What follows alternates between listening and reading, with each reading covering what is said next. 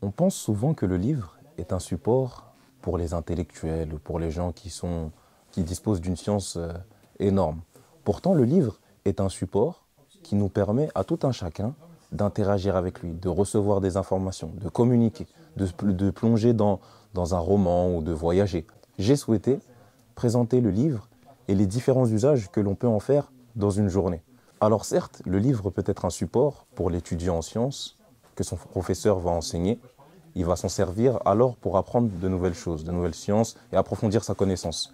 Mais on n'est pas forcément obligé d'être un étudiant en sciences pour se munir d'un livre, voyager et apprendre certaines choses avec.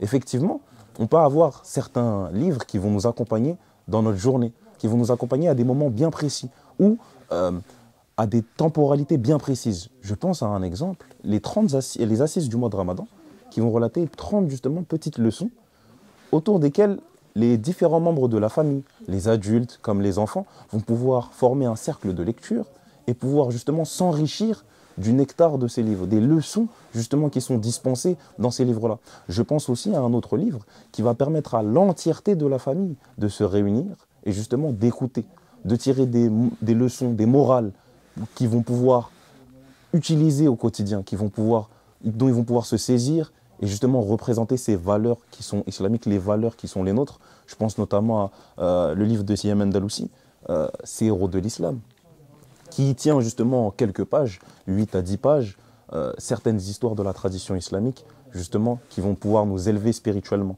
Mais je pense aussi à d'autres livres qui vont permettre à tout un chacun de se poser un moment, de s'asseoir, comme 50 règles du Coran, j'ai Omar Mouqbil. Justement, c'est un livre dans lequel on va prendre avec le shir un verset qui va nous expliquer et qui va nous expliquer comment, à travers celui-ci, on peut le matérialiser dans notre vie, comment on peut le rendre vivant, cet exemple, afin de réformer notre vie et notre âme.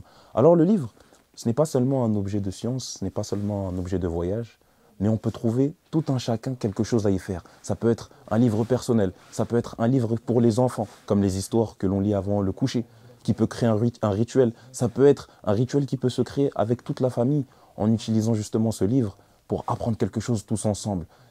Le livre n'est pas juste un objet individuel. Le livre, en réalité, peut être un objet collectif qui nous rassemble tout un chacun, qui nous permet de nous retrouver, de nous ressourcer et de cheminer vers Allah.